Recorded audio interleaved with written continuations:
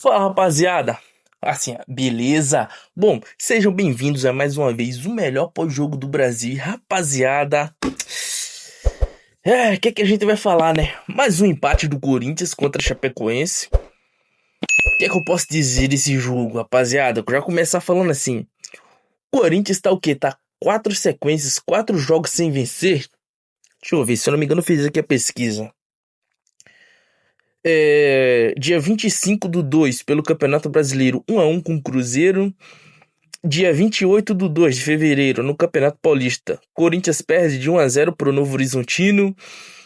Dia 11 de fevereiro, de março, Corinthians pelo Brasileirão perdeu de 2-0 para o Coritiba. E dia 15, que foi dia 15 de março, 1-1 contra o Santos. E ontem, dia 19, contra a Chapecoense.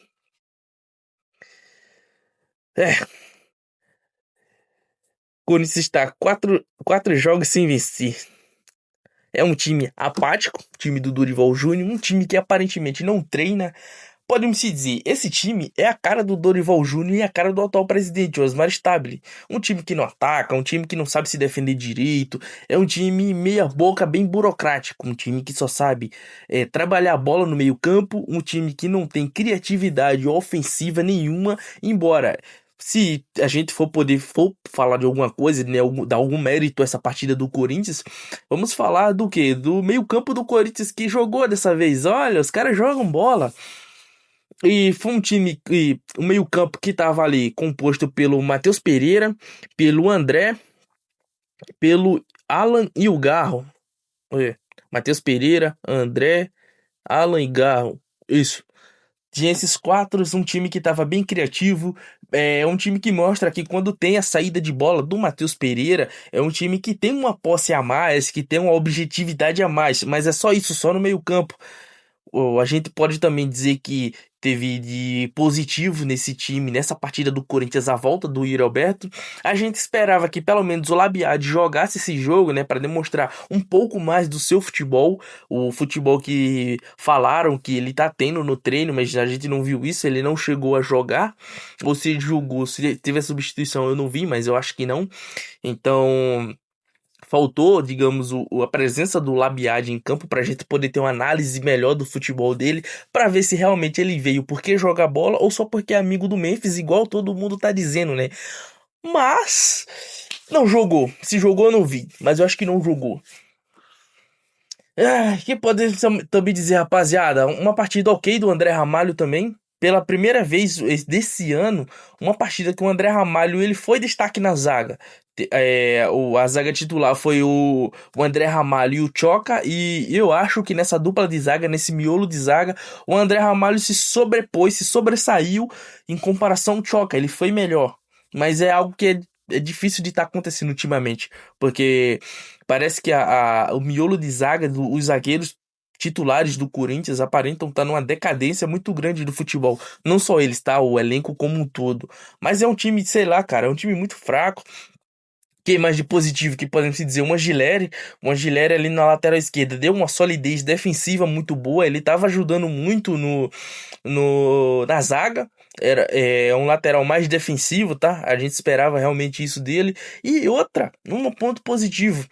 Muitos falaram que o Pedro Milans, ele seria um lateral mais ofensivo, e não foi isso que a gente viu. Mesmo o Gileri sendo um lateral mais defensivo, ele estava participando ofensivamente muito mais do jogo que o próprio Pedro Milans. Cara, eu tava assistindo o jogo, tem alguns lances que eu via, pô, Pedro, é só cruzar essa bola na área. E ele não cruzava. O Pedro Milans parece que tem um medo, tem um receio de cruzar uma bola na área, de atacar o espaço, de atacar o corredor, se movimentar pelo corredor. Eu não sei se isso é instrução do Dorival Júnior passou para ele ou se esse é o estilo de jogo dele, mas ele está muito abaixo. Ainda é um cara muito novo, tá? Teve o que? Foram 5 partidas dele até agora, 5, 4, eu não sei, mas não teve muitas partidas dele como titular. Não podemos se dizer que ele ainda não está entrosado, né? Até porque ele não joga muito com tanta frequência, né? Mas se fosse para demonstrar alguma coisa, eu creio que já deveria ter demonstrado algo. E esse jogo de hoje só reforça uma coisa, rapaziada. Uma coisa que eu falei no vídeo passado. Ataque titular do Corinthians tem que ser o Yuri Alberto e Caio César. Memphis Depay tem que ir pro banco.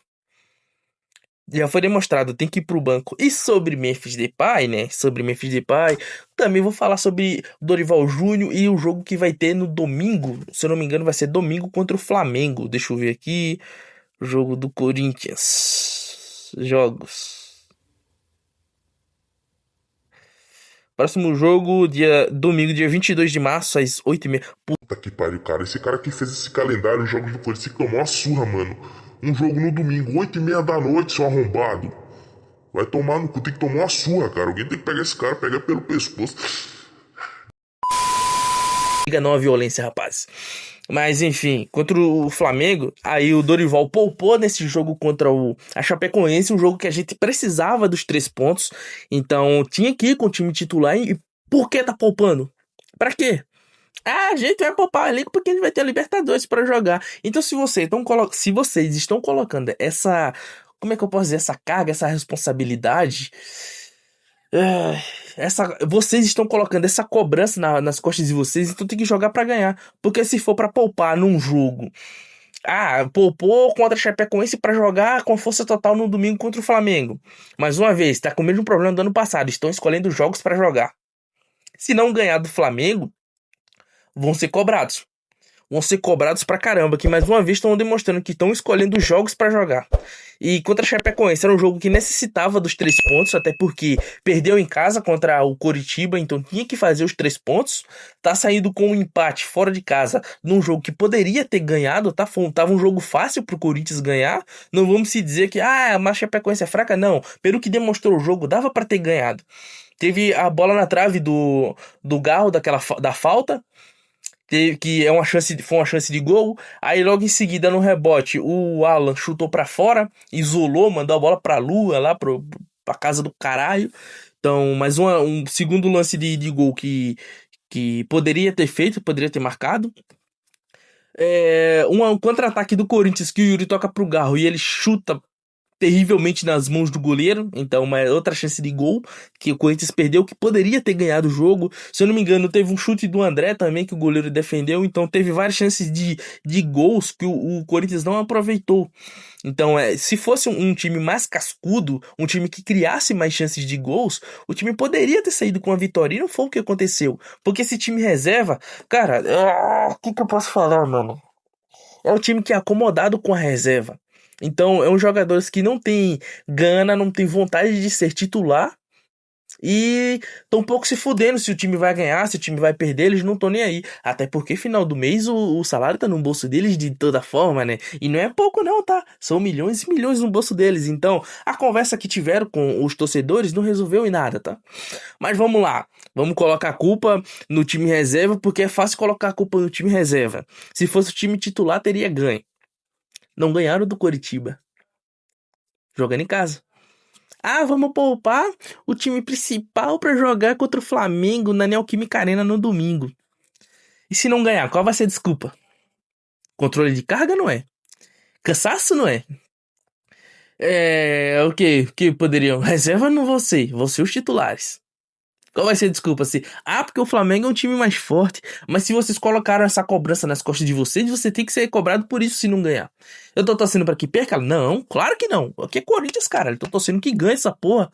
Que ganhe do Flamengo, destrua o Flamengo jogando, igual foi na Supercopa do Brasil. Demonstre o futebol que a gente sabe que esse time tem. Mas será que vai ser? Esse time, esse elenco, coloca essa pulga atrás da orelha. Será que vão conseguir ganhar do Flamengo? Ai, um dado aqui.